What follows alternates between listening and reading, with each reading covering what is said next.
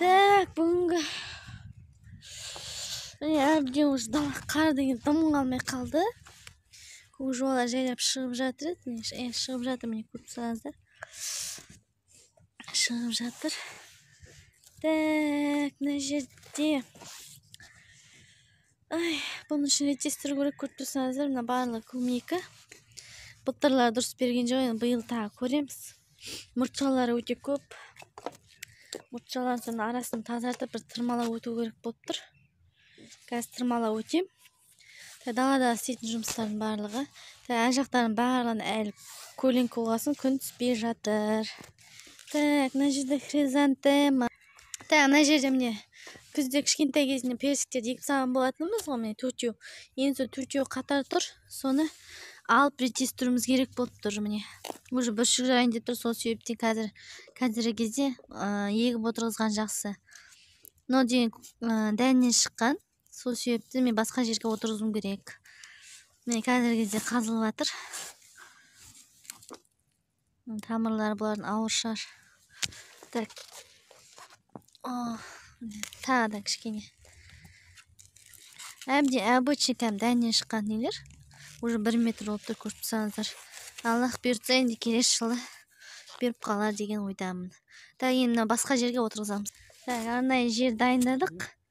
Ешқандай удобрение ештеңені салудың қажеті жоқ, себебі деген қарды салып тастау керек, болды, басқа ештеңе қажеті жоқ. Тамыры жәмілі влажный болғаннан кейін өзі-ақ барлығын алып кетеді. Мына жер негізі өте жаман жер, себебі дегенде қызылмия деген шөп бар ғой, бір көбісі айтады, сол қызылмия деп. Соның тамыры деген енді бүкіл алып жатыр, қарап тұрсаңыздар. Осы жердің барлығын алып жатыр, сол себептен мен осы тал ексем келіп тұр. Тал бүкілін сорып алсын деген сияқты. Бірақ бұл жерде андай сол шөп өте көп. Тереңдігі енді бүкіл жер жайлап кеткен, мына жер қиын су жер. Клубниканың арасында кетіп қалып жатыр, мына жерде. Қиын, алдында ана жерде қара талғаттап кетіп сол ауыстырып едім.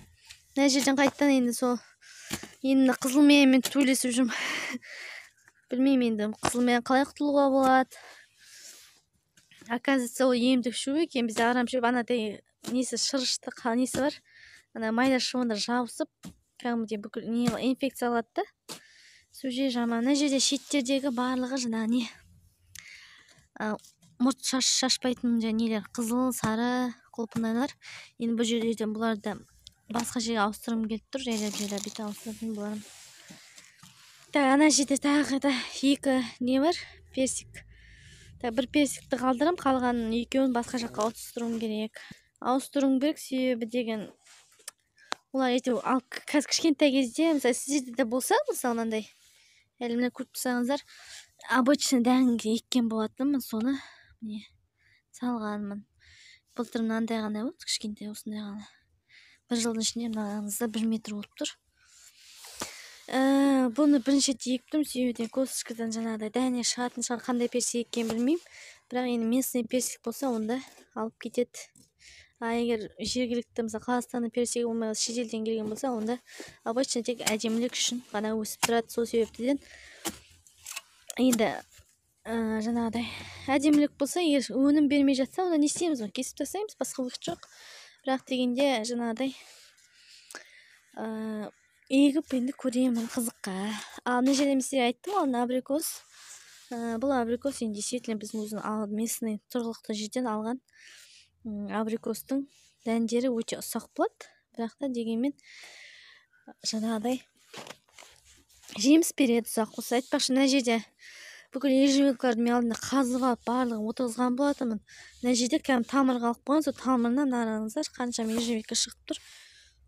Бұны енді білмеймін, көреміз бұйырған. Артығын сатып жіберемін, или жаңағыдай не істерім. Бұйырған кезде көреміз. Мына жердің барлығы абрикос, көріп тұрсаңыздар, целый плантация дейсіз. Мен соның бәрін егіп, жаңағыдай сататын сатып, егетін егіп бұйыртса. Еттестіруім керек мына жердің барлығын. Так, мына жерде тауықтар уже кіріп бәрін жеп жүр. Сол себептен тауықтарды кіргізбеуім керек болып тұр. Мына жерде не бар? Так, мына жерде тюльпан болу керек. Тюльпан бар ма, жоқ па, білмеймін. Мына жерде петрушка шығу керек. Так, ана жерде экстрагон деген тархун. Сол шығады. Көп жылдық. Так, мына жерде қарлы әлі бар, қараңыздар. Ошим айтканда вот айыл канча насип. Мына караңыздар, тамырын караңыздар, канчама тереңдик жатыр. Кете берет. Міне қызыл миянда. Қытайда осын тонналап сатып жатыр ғой далықта. Бізде ауада тегін. Егер алам дейтін адамдар болса. Алда шыға берсе Міне қаншама жерден. Бұны деген оказывается қазай берсе шыға береді екен ғой тамырын бәрін. Ол үшін біз ауланы бүкіл трактормен не істемесе, оны арнайы былай дезинфекциямен істемесе, оны былай кезде қолдануға болмайтын шығар. Не, әбден қазып жерін шамал топыраққа қалды. Тек жайлап қарсы алып тастадық. Міне көрдіңіздер ме, аласа болып қалды. Мына қарсы сіңіп кішкене тағы да тамыр одан сайын алып кетуіне көмек болады. Егер сізде әлі бүршік жармаған болса, осылай ауыстырсаңыздар үлгересіздер. Ал бүршік жапырақтан кейін уже өліп қалады. Әбден осылай бүршік жармай тұрып ауыстырып алсаңыздар, оянбай тұрған кезде. Жақсы. Қаншама алдында не болды? Қар. Мына сливаның басына шейін пәшет тұрған болды. Барлығы да еріп кетті. Күн түсіп тұратын жер болғандықтан тез еріп кетті. Мына хризантеманың енді мына жерде кәдімгі өзі өсіп тұр ғой, енді асты қасынан жанынан жаңа нелер шығу керек. Нет. Так, мына жерде кәдімгі амарант гүлінен де мына жерден шығу керек, егер қалып дәндерінен қалып жатса. Енді дәндер көріп тұрсаңыздар, дәндері бар сол себептен. Бұдан амарант пен мына хризантема шығу керек, енді көреміз қалай болады екен. Ал мына жерде смородина, міне смородинаны төбімен кесіп тастаған болатынмын. Себебі ауырай береді. Енді жаңарып төбінен жанына шығу керек. Қалай болады екен.